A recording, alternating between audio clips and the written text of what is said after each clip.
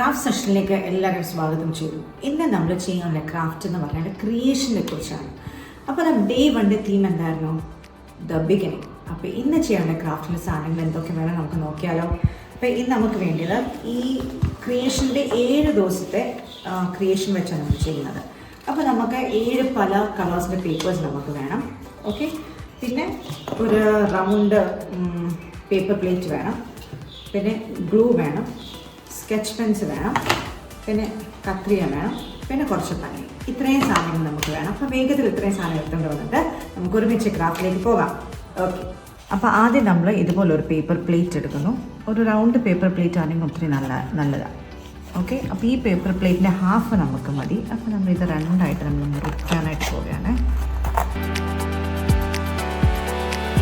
അപ്പോൾ നമുക്കിതിൻ്റെ ഹാഫ് മതി. അപ്പോൾ ഈ ഹാഫ് നമ്മൾ മാറ്റി വെക്കണം. ഇനി നമ്മൾ ഇവിടത്തേൽ എന്താ ചെയ്യുന്നതെന്ന് പറഞ്ഞാൽ, ഇതുപോലെ നമ്മൾ പേപ്പർ സ്ട്രിപ്സ് ഉണ്ട്, പല കളേഴ്സിനെ പേപ്പർ എടുക്കണം. അത് നമ്മൾ ഇതുപോലെ സ്ട്രിപ്സായിട്ട് നമ്മൾ മുറിക്കണം. ജസ്റ്റ് ഞാൻ വേണമെന്ന് കാണിച്ചു തരാം. ഈ പേപ്പർ നമുക്കിങ്ങനെ രണ്ടായിട്ട് ഒന്ന് ഇങ്ങനെ മടക്കുന്നു അതിനേറ്റം. അപ്പോൾ നമ്മൾ ഈ പേപ്പർ ഇങ്ങനെ മുറിക്കാൻ പോവാണ്. അപ്പോൾ ഇതുപോലെ നമുക്കിപ്പോൾ ഇങ്ങനെ സ്ട്രിപ്പ് കിട്ടി. അങ്ങനെ പല കളേഴ്സ്, പല പേപ്പേഴ്സിൻ്റെ പല കളറുള്ള പേപ്പേഴ്സ് എടുക്കണം. എന്നിട്ട് ഇതുപോലെ നമ്മൾ ഈ പേപ്പർ ഇങ്ങനെ മുറിക്കണം. എന്നിട്ട് നമ്മൾ ഇനി ചെയ്യാൻ പോകുന്നത്, ഇതിൻ്റെ അടിയിൽ നമ്മൾ ഗ്ലൂ തേക്കാനായിട്ട് പോകുക. എന്നിട്ട് നമ്മൾ ഈ പേപ്പർ ഒട്ടിക്കാനായിട്ട് പോകുക. ഓക്കെ,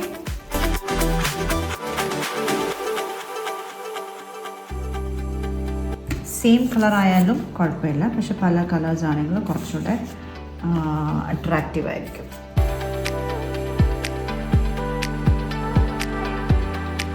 അപ്പോൾ നമ്മൾ പല കളേഴ്സിൻ്റെ പേപ്പർ നമ്മളിവിടെ ഒട്ടിച്ച് കഴിഞ്ഞു. ഇനി നമ്മളിവിടെ ഗ്ലൂ തേക്കാനായിട്ട് പോകും. നമ്മുടെ കയ്യിൽ ഫെവിക്കോൾ ഉണ്ടെങ്കിൽ ഏറ്റവും ബെസ്റ്റ്. അപ്പോൾ നമ്മളിവിടെ എല്ലാം പശ തേക്കാനായിട്ട് പോകുന്നു. ഇനി നമ്മുടെ കയ്യിൽ കുറച്ച് പഞ്ഞിയുണ്ട്. ഈ പഞ്ഞി നമ്മൾ ഇവിടെ വെക്കാനായിട്ട് പോവുകയാണ്. നമ്മളിവിടെ പഞ്ഞിയെല്ലാം ഒട്ടിച്ചു. ഇനി നമ്മൾ നെക്സ്റ്റ് സ്റ്റെപ്പ് ചെയ്യാനായിട്ട് പോകുന്നത്, ഫസ്റ്റ് ഡേ ദൈവം എന്താ സൃഷ്ടിച്ചത്? ഓക്കെ, ഫസ്റ്റ് ദൈവം സൃഷ്ടിച്ചത് ലൈറ്റ് ആൻഡ് ഡാർക്ക്നെസ്. സോ നമ്മൾ എഴുതാനായിട്ട് പോവുകയാണ്. ഇപ്പോൾ ഫസ്റ്റ് ഡേ ദൈവം സൃഷ്ടിച്ചത് ലൈറ്റ് ആൻഡ് ഡാർക്ക്നെസ്. അപ്പോൾ നമ്മൾ ഇവിടെ എഴുതാനായിട്ട് പോകുന്നു. Day 1 light and darkness. Second day ദൈവം സൃഷ്ടിച്ചത് സ്കൈ ആൻഡ് സീ. അപ്പോൾ നമ്മളിവിടെ രണ്ടാമത്തെ ദിവസം ദൈവത്തിൻ്റെ സൃഷ്ടിപ്പിനെ കുറിച്ച് എഴുതാൻ പോവാണ്. Sky and sea. ഇനി തേർഡ് ഡേ ദൈവം എന്താ സൃഷ്ടിച്ചേ? നമ്മൾ നോക്കുന്നു. Third day dry land and plants. So we are going to write plants. അപ്പോൾ 3 ദിവസത്തെ സൃഷ്ടിപ്പായി. ഇനി 4ാം ദിവസം സൃഷ്ടിപ്പ് നോക്കുന്നു.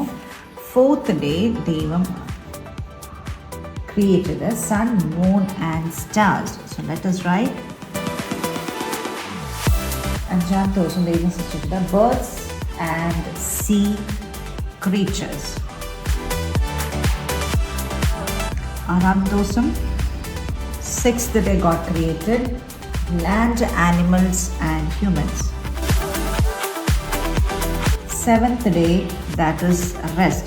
ഈശോപ്പച്ചൻ റെസ്റ്റ് എടുത്ത ദിവസം, അല്ലെങ്കിൽ സാബത്ത്. ഓക്കെ,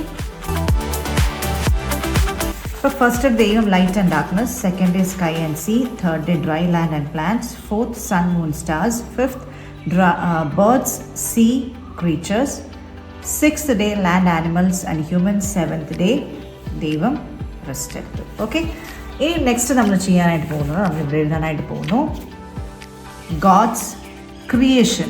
ഓക്കെ, സോ ഇതെന്താണ് ഗോഡ്സ് ക്രിയേഷൻ? അപ്പോൾ നമ്മൾ അന്ന് പഠിച്ച മെമ്മറി വേഴ്സ്, ഫസ്റ്റ് ഡേ നമ്മൾ പഠിച്ച മെമ്മറി വേഴ്സ് ഉൽപ്പത്തി 1:31. താൻ ഉണ്ടാക്കിയതിനെ ഒക്കെയും ദൈവം നോക്കി അത് അത്രയും നല്ലത് എന്ന് കണ്ടു. ഈ മെമ്മറി വേഴ്സ് നമ്മൾ പേപ്പറിനകത്ത് എഴുതുന്നു. എന്നിട്ട് നമുക്ക് ഇതിൻ്റെ ബാക്കിൽ നമ്മൾ ഒട്ടിക്കാനായിട്ട് പോകും.